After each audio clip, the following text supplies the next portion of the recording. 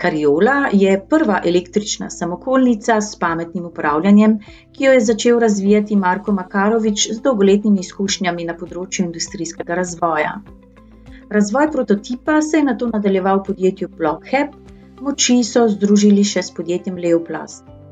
V projektu so pritegnili mlade tehnike iz okolice Kanala, se povezali s Fakulteto za strojništvo ter Fakulteto za elektrotehniko Univerze v Ljubljani. Cariola je enostavna za uporabo.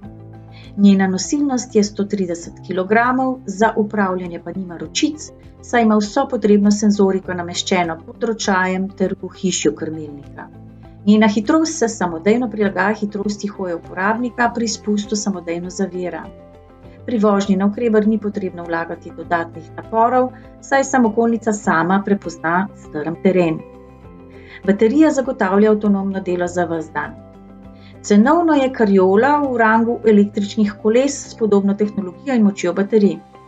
Trg električnih koles je v Sloveniji in v Evropi doživel pravi bum. Ali lahko z dobrimi rešitvami enako pričakujemo tudi za trg električnih samokolnic?